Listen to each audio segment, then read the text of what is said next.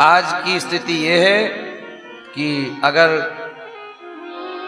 किसी बेटी का पिता अगर थोड़ा बहुत कम दहेज दे तो उसको ससुराल में ताने मिलते हैं। और फिर कई बार ये स्थिति भी बन जाती है कि बहन बेटी जहर तक खा लेती हैं, आत्महत्या तक कर लेती हैं। इसलिए दहेज की कुप्रथा तो बंद होनी चाहिए। आखिर दहेज का पैसा कितने दिन चल जाएगा? आजकल हम लोग संबंध तो करते ही नहीं। किसी का बेटा अगर सरकारी नौकरी में हो जाए, इतने भाव चढ़ जाते उसके। जब कोई अपनी बेटी का संबंध लेके जाएगा तो कहेंगे महाराज हमारा बेटा सरकारी नौकरी में है, खूब आनंद है, किसी बात की कमी नहीं है, हमें कुछ नहीं चाहिए। पर पिछली बार जो आए थे वो 25 कह गए थे, अब आपको जो करना हो सो संकल्प बता दो। तो मांगेंगे भी नहीं और सब कुछ कह देंगे। आज संबंध तो होते ही नहीं, क्रय विक्रय होता है। जहां सौदा पड़ जाए वहां संबंध पक्का कर देते। आखिर दहेज का पैसा कितने दिन खा लोगे? एक बार आपको गरीब परिवार की सत संस्कारी बेटी बहू के रूप में मिल रही है तो आप धन का लोभ मत रखना।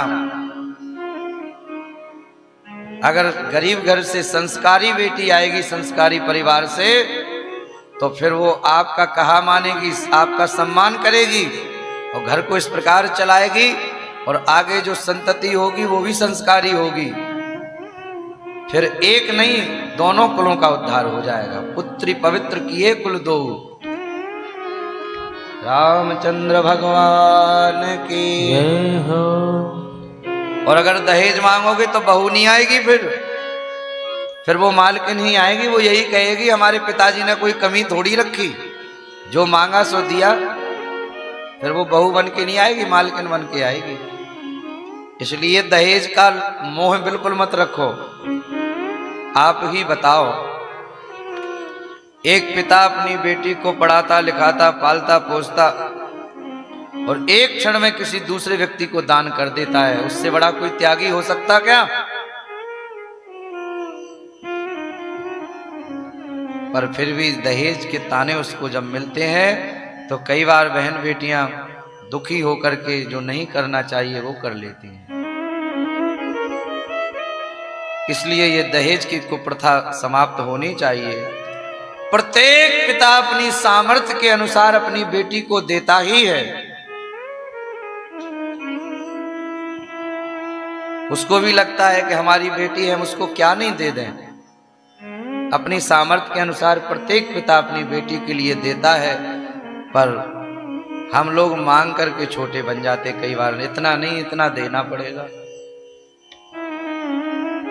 और फिर संबंध होने के बाद भी कई बार ताने मारते हैं, तुम्हारे पिता ने दिए ही क्या है, सब में समझौता हमने किया।